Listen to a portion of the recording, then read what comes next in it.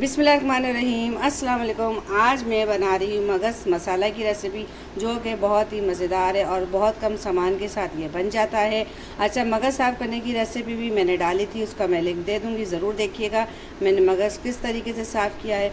बहुत ही मज़ेदार सा ये मगज़ रेडी हुआ है, यकीनन आपको पसंद आएगा। प्लीज़ फुल रेसिपी वॉच कीजिएगा, स्किप मत कीजिएगा। चलिए जी, अब स्टार्ट करते हैं अपनी रेसिपी। मगज़ फ्राई बनाने के लिए हमने पैन रख दिया है चूल्हे के ऊपर, और उसमें हम हिसाब से थोड़ा तेल ऐड करेंगे। अच्छा जी, गैस हमारी चली गई थी, तो ये इलेक्ट्रिक वाला चूल्हा मैंने सेट किया दूसरी जगह पे, और अब हम मगज़ अपना बना रहे हैं। गैस का यही होता है, कुछ पता नहीं होता कब चली जाए। अब तकरीबन 10 मिनट तक हमें अपने मगज़ को अच्छे तरीके से फ्राई करना है इसके अंदर।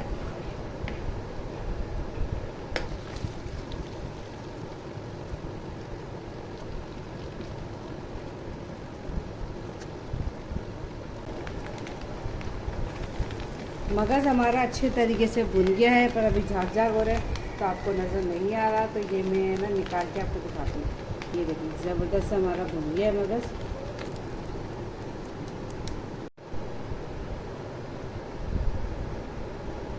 दोबारा से हमने वही पैन चढ़ाया है, क्योंकि तेल हमने ज़्यादा डाला था। तब ये जो तेल है ना, हम सारा जो इसमें से मगज़ का है वो निकाल के इसे वापस डाल देंगे।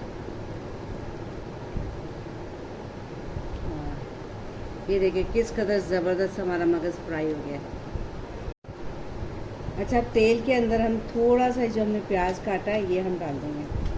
प्याज हमने ज़्यादा नहीं लिया, सिर्फ थोड़ा सा हमने प्याज लिया है। इसको हमने आमलेट कट काटा है और इसको हम फ्राई करेंगे।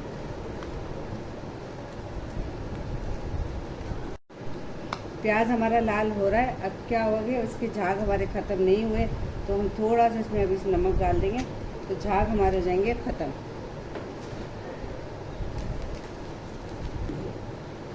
और ये जो अदरक लहसुन का पेस्ट है ये भी हम इसके अंदर डाल देंगे।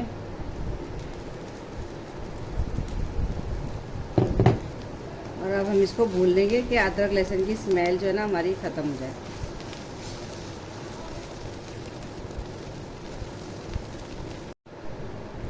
अब अदरक लहसुन हमारा भून गया है, तो ये एक टमाटर मैंने लाल लाल सा बारीक काट के रखा था, ये इसमें डाल देंगे। और ये जो हरी मिर्ची काटी थी ये भी डाल देंगे। फिर इसको हम ढक्कन लगा देंगे थोड़ी देर के लिए, कि टमाटर हमारे बिल्कुल सॉफ्ट हो जाएं। सॉफ्ट होकर ज़रा नरम हो जाएंगे, फिर हम इसमें बाकी का सामान डालेंगे।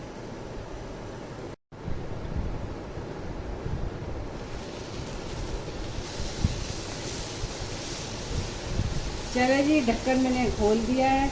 हरी मिर्च की इतनी प्यारी खुशबू आई है। जब हरी मिर्च को हम थोड़ा सा दम पे लगाते हैं तो उसकी बहुत अच्छी सी खुशबू निकलती है। अब ये बस टमाटर को हमें ज़रा नरम करना है, टमाटर हमारे सॉफ्ट हो जाए।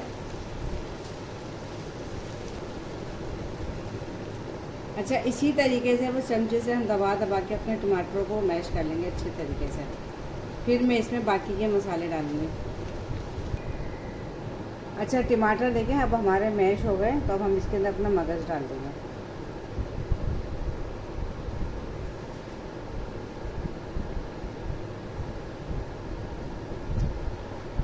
अब इसको मगज़ और टमाटर को एक दफ़ा हम भूनेंगे थोड़ा और अच्छे तरीके से। अच्छा, अब हम इसमें थोड़े मसाले ऐड कर देंगे।